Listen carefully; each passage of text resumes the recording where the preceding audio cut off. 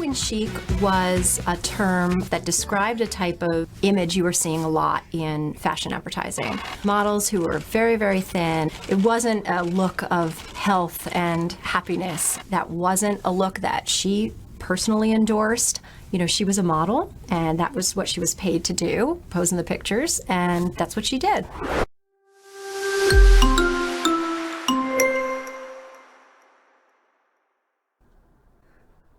The first I want to, this is insane. You know, they talk about the big girl and these girls, they're just basically heavyweight and they're being in the models and stuff like that. But actually, that's not what's in now these days. Back when I was younger, you had the heroin chick, or the girl that basically, the model that just was anorexic, very thin. You know, you're wondering, you know, is she eating well and stuff like that? But she's in great outfits. And this is what were pushed out by the designers at the time. But looks like it's making a comeback. You know, just recently in overseas, you know, how can we remember Kate Moss back in the day and a couple of others, you know? And now you're starting to see it back in again at the Paris Fashion Week that just passed. And we'll take this off the New York Post. Bye bye booty, heroin chic is back. From Uggs to low-rise jeans, the fashion world is seeing a resurgence of the questionable trends from 2 decades ago. Now it seems as though the thin heroin chic body of the 1990s and early aughts is making a comeback. In early October, Bella Hadid closed out Paris Fashion Week at Couperin in her tiny form, nearly naked on the runway as her dress was spray painted on her skin.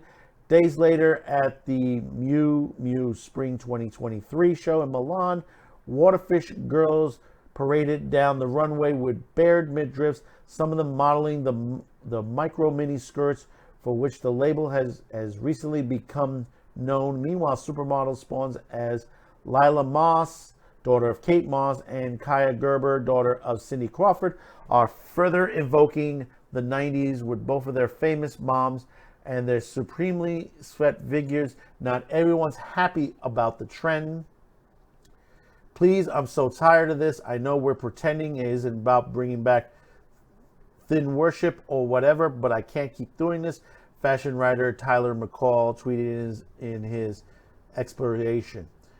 The skinnies sashaying down the runway are a drastic shift from the slim, thick, and body positives that have been in vogue in recent years, with the womanly ambassadors as Lizzo and Megan Thee Stallion putting their full bodies on display.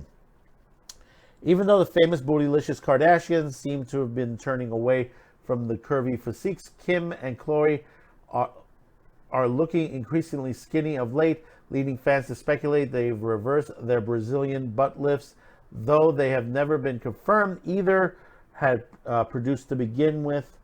At the Met Ball in May, Kim boasted her dangerous diet, which she had shed 16 pounds in 3 weeks to fit in Marilyn Monroe's iconic dress, which she damaged.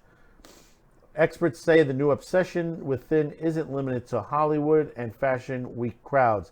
Now that the fashion runway brands are putting skimpy clothes on the runways for restrictive, scrawny, and bare women, it trickles over to the fast fashion brands in the matter of days or even hours. The high fashion blogger Hunter Shrieks, aka high-end Homoto Pros. The new idea has some flocking to Pilates studios. Tara Gordon of the owner 212 Pilates in New York City told the Post that she's been seeing continuous rise in class registrations since COVID restrictions are lifted, with her class last week doubling in size as more women seek out to long, lean look. Others are turning to more questionable lengths to quick shed pounds with sudden trendy diabetes drugs such as Ozempic and Weight Groove, supposedly popular with celebrities, dwindling in stock.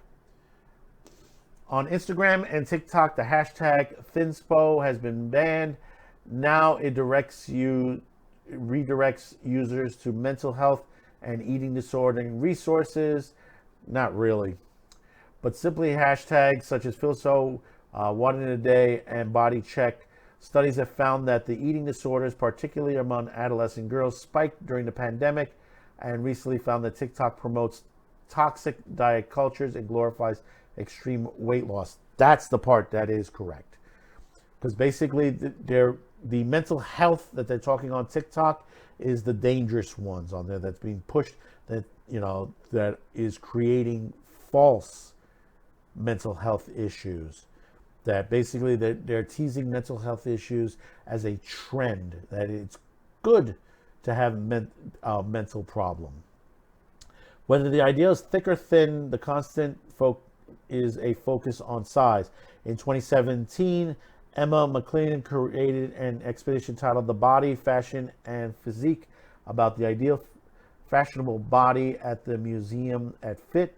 McLendon told CNN of the show at the time, whether it's contemporary or 19th century, we as a culture, as a society, is obsessed with size, and it's becoming connected to our identity people. Now, the thing about it is, and there's help out there, basically National Eating Disorder Association is out there, nationaleatingdisorders.org. There's a number also, 1-800-931-2237. If you find yourself in issues, that'll be in the description below. It's coming back. And I think the reason it's coming back, that it's on there, I think people have gotten tired of the big girls. Because the big girls push, I mean, I had Lizzo. I have Instacart. I use Instacart. Lizzo was a spokesmodel of Instacart, and I think a lot of people complained about it, and they removed Lizzo. I don't know if she still is on there, but she's not on my timeline. I could tell you that for a fact, because I pull up the file and I don't see the pictures here, because they had her in a bathtub or something of that nature. From one set of point of views, I have my issues on it when it comes to a lot of these fashions and stuff like that. Take it from someone who briefly worked in the shoe industry.